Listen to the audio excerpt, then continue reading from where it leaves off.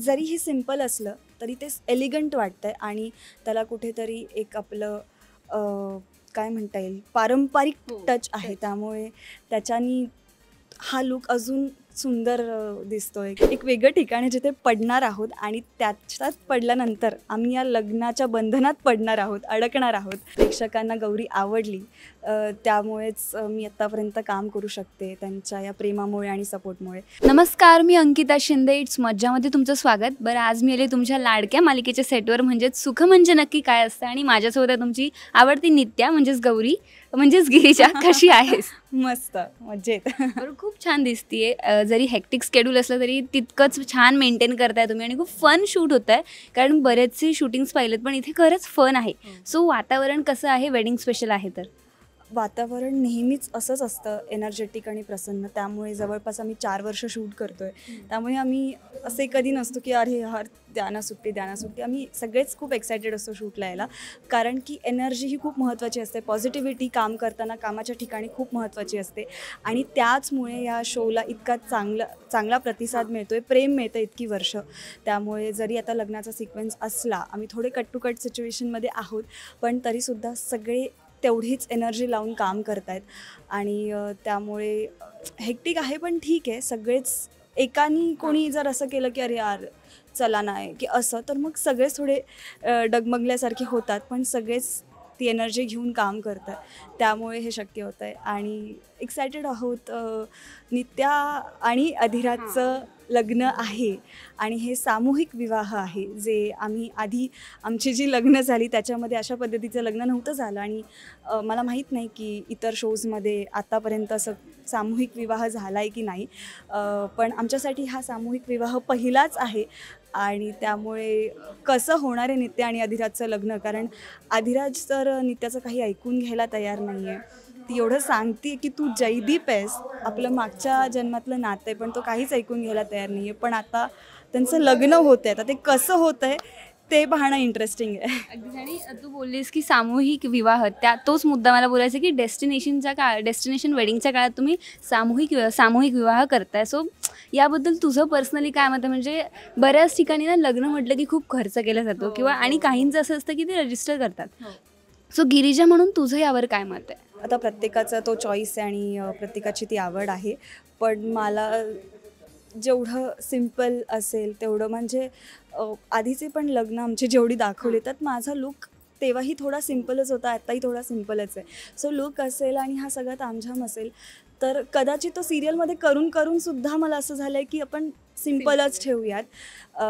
तर I don't know, आता ते मला एवढा त्याचं काही मी ऑब्झर्वेशन नाही केलं, पण मला तसं थोडं लुक असेल किंवा संपूर्ण जे डेकोरेशन असेल, विधी असतील, ते थोडं सिम्पलच आवडतं. आता पुढे माहीत नाही, पुढे काही चॉईसमध्ये बदल झाले तर माहीत नाही, पण सध्या सगळं सिम्पलच आवडतं मला. अगदीच. पण किती सिम्पल असलं तरी नवरीला खूप गोष्टी करायच्या असतात एका वेळेला. सो साधारणतः या गेटअपमध्ये तयार व्हायला तुला किती वेळ लागला? नाही काही वेळ लागला, म्हणजे मी दररोज जेवढा वेळ लागतो ना तेवढ्याच वेळेत मी आजही तयार झाले. फार नाही वेळ लागला आणि आत्ताही थोडा सिम्पलच लूक आहे, सोबर लूक आहे. त्यामुळे नेहमी जेवढा वेळ लागतो तेवढाच वेळ लागला आणि खूप कम्फर्टेबल आहे. त्यामुळे मी फार छान सगळीकडे वावरू शकते. अगदीच. आणि थोडंसं जुन्या पद्धतीचं किंवा अगदी मराठमोळं जसं असतं, म्हणजे मोगऱ्याचं म्हणा किंवा ते हे म्हणा. सो याबद्दल तुला काय वाटतं? म्हणजे ते वेगळं काहीतरी ट्राय करायला मिळतं असं वाटतं का? हो हो हो, हे मी सिरियलमध्ये आमची जेवढी लग्न दाखवली तेव्हा मी हे नव्हतं ट्राय केलं, पण मी फिल्म्समध्ये बघितलं होतं. तर आज ते प्रत्यक्षात आम्ही कॅरी करतो आहे, तर छान वाटतं आहे. आणि म्हणजे जरी हे सिम्पल असलं तरी ते एलिगंट वाटतं आहे आणि त्याला कुठेतरी एक आपलं काय म्हणता येईल पारंपरिक टच आहे. त्यामुळे त्याच्यानी हा लूक अजून सुंदर दिसतो आहे, किंवा मी जी छान दिसत असेल तर ह्याच्यामुळे कदाचित ती मी सुंदर दिसत असेल. अगदीच. नित्या पण जयदीप गौरी जे आवडत होते ना, तसंच नित्या आणि अधिराजसुद्धा खूप आवडतात.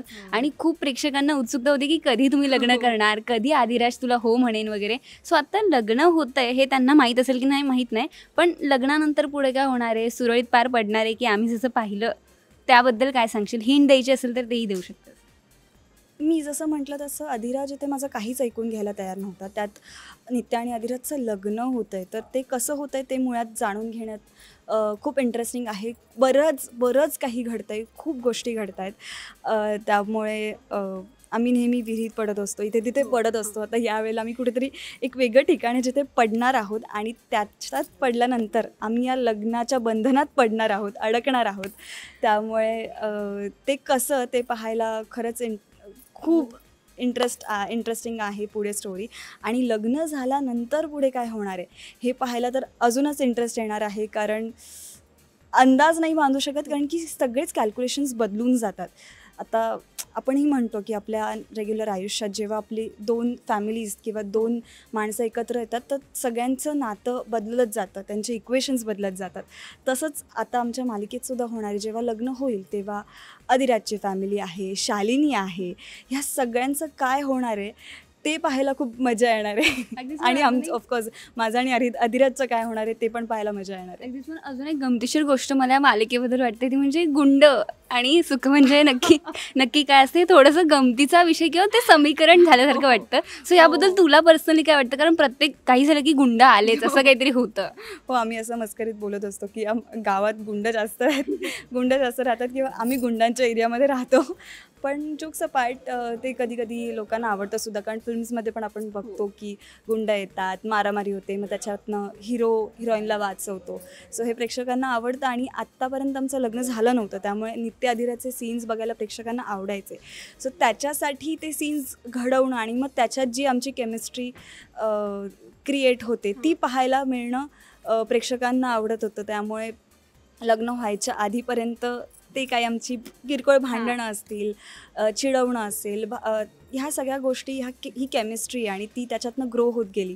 त्या कॅरेक्टरसाठी ती इम्पॉर्टंट होती, त्या स्टोरीसाठी इम्पॉर्टंट होती. आता लग्न झाल्यानंतर आम्ही एकत्र राहणार आहोत, त्यामुळे भांडणं तर ऑफकोर्स होणार आहेत, पण आय थिंक मजासुद्धा असणार आहे त्याच्यात, ती गोड भांडणं असणार आहेत. अगदीच. पण तुझ्यासाठी मालिका स्पेशलच असेल, कारण 2 वेगळ्या भूमिका तुला म्हणजे आधी खूपच अपोजिट आणि आता सुद्धा खूप अपोजिट.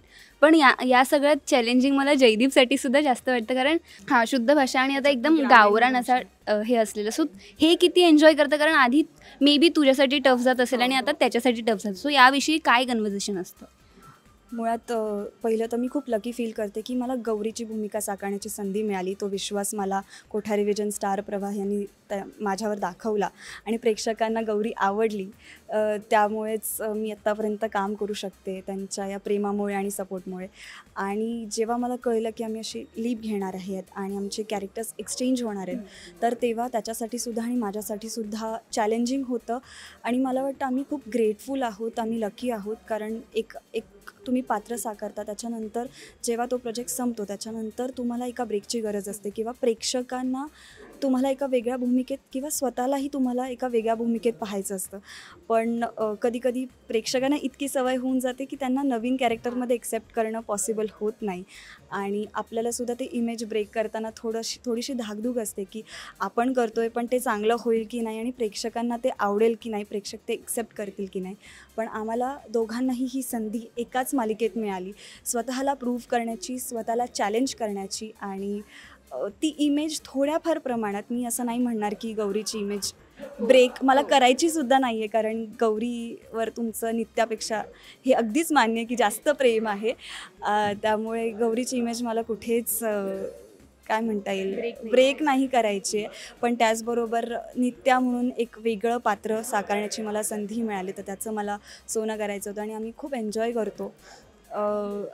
आम्ही एकमेकांना असं काही हे सजेस्ट नाही करत की असं कर तसं कर, कारण की सुरुवातीला आमच्याकडेच वेळ कमी होता आणि आम्हाला ते कॅरेक्टर्स लवकरात लवकर आत्मसात करायचे होते. त्यामुळे मी माझं करत होते, तो त्याचं करत होता. आम्हाला डिरेक्टर जसं सांगतील तसं आम्ही करत होतो.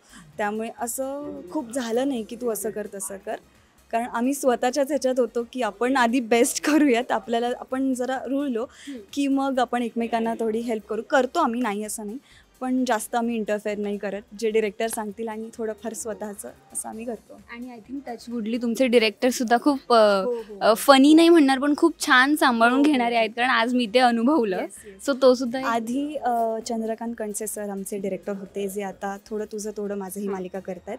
आणि शशी सर आधीपासून या प्रोजेक्टशी निगडीत होतेच.